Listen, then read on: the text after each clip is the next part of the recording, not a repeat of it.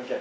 Hi, I'm Nabi Chaudhary. I'm a senior in college, and like many Americans, I'm also aware of what it's like to feel overweight, to be upset with your body image, to want to change yourself, to set a goal towards a change in your body image. And, you know, basically like always, tucking in your tummy, but never your shirt. So, I also know what it feels like to have to lose that weight and what it's like to work towards a new image. But I guess before we start going into that, into what brings up that mindset, let's start from the beginning. So, okay, here's the town of Quahog, New England.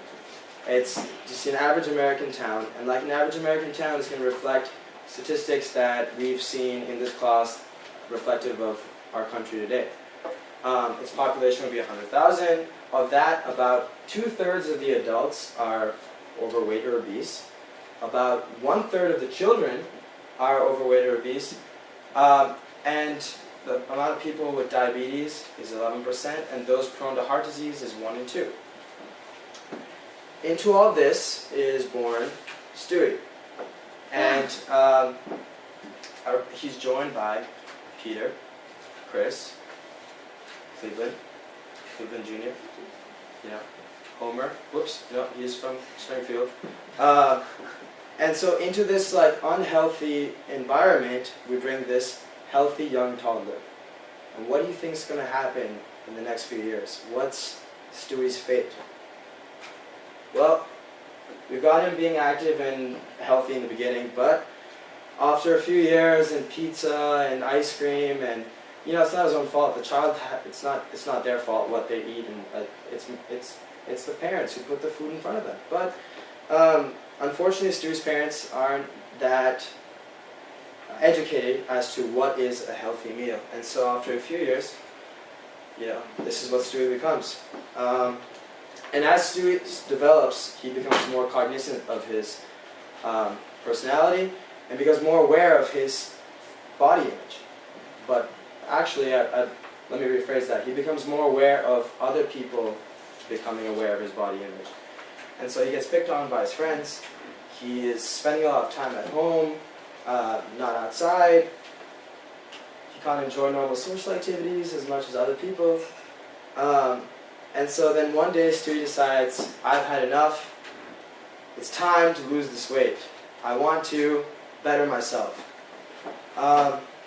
Unfortunately, Stewie, who already wasn't that educated on what really is a healthy meal or a healthy lifestyle, we can't expect him to really know what healthy dieting is either.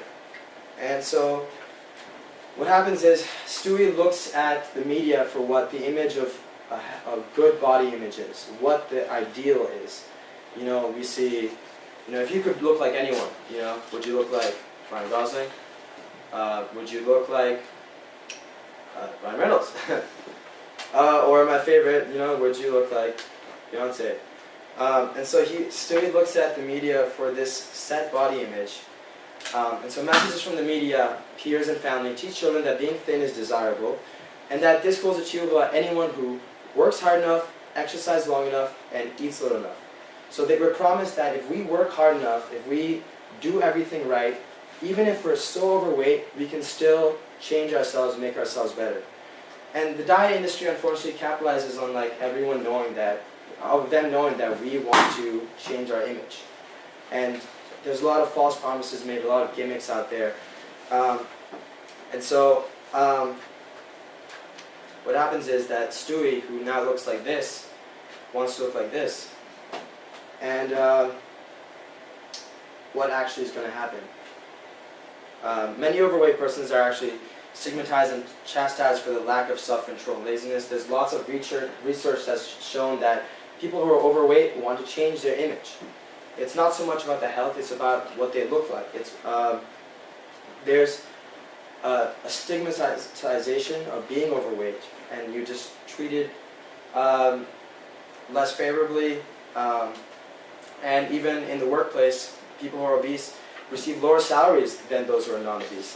This has been research that's been going on since the 90s, and it's actually just popped up again in Business Insider a few years ago. So what happens is a majority of America is actually overweight, and there's a lot of people trying to diet and change their image. There's 108 million people right now who are on a diet, and unfortunately, like, even though they set a goal body image, what's actually happening isn't what the media is promising. Stewie then decides that he's going to lose weight. So he loses 50 pounds over 3 months through extreme dieting, little exercise, which is a very unhealthy combination. He doesn't do this the right way. It's a very rapid weight loss. This is going to have an effect on his physiology and overall health. But, like lots of Americans, he wants what he wants now. He wants to lose this weight. So, Stewie wants to look like this, but it doesn't happen. What actually happens after this 3 months is that Stewie looks like this. And so he's got all these flabs of redundant skin where his skin was stretched out. What actually went wrong? Why didn't this work? Well, before I go into that, let me go into what's known as Hooke's Law. If you've ever taken physics, Hooke's Law basically says that something that's being stretched will stretch in proportion to the amount of force it's stretching up to a certain point, at which this object will lose its elasticity. And after this point, it'll never be able to return to what it normally was. And this is what we see by this dotted line. So this applies to a lot of materials, one being skin. And naturally, as we go older, the collagen and elastin in our skin will basically like lose its effect to stretch out. And as you get older, you just become more flabbier. But what happened with Stewie is that he was so overweight, and his abdomen was stretched so much that the collagen and elastin were stretched beyond a certain point, and now it's damaged. I mean, there's other ways of damaging the skin, like smoking, UV radiation, and stress, but this is what he did, this is what happened. Not his fault. So we go from this to this. The unfortunate thing is that no amount of diet or exercise can remove redundant skin. No matter how much you want to do this, no matter how much you try, you cannot get rid of this by yourself. So here comes abdominoplasty, which is a cosmetic procedure which has been pretty prevalent and growing in frequency. What happens is basically we do an incision from the neck of one pelvis to the other. This resultant scar is hidden in the bikini line, so you can't really see it once you're wearing pants or underwear. And the skin is stretched down and cut and sewn back. So what's extra is cut off and taken away. And we're seeing about 50% more procedures than normal just last year, and a high rate of satisfaction. So basically, there's been as you can see, there's a high trend in increase in abdominoplasty, and it's pretty useful if you want to prevent necrosis or infection or provide a sense of confidence and accomplishment. Because once you reach this point, I mean, like, come on, like, you want to look like that. You want to look what you're promised. And actually, there's been research that says that long-term weight loss in abdominoplasty actually, abdominoplasty in the long term could actually help weight loss. That's because what they proposed was that the stretch receptors are more taut, so you get more of a stimulus, and there's less of a hormonal effect on the appetite center of the brain because you remove fat tissue. So it wouldn't be great. This would be good for your health and well-being. Sorry. Alternatives would be this thing called abs in a box kit where you draw on abs. Okay, that seems cool. Less of a gimmick than other things. Or you could just accept it. Like one lady who lost her and she just started doing a gallery of herself. Conclusions: food is addiction in society. It's pretty hard to get over this. People are so overweight today that it's hard to return to the normal figures, and willpower and hard work are not enough. They need surgery. That's what I found astounding. That's supposed to become reality.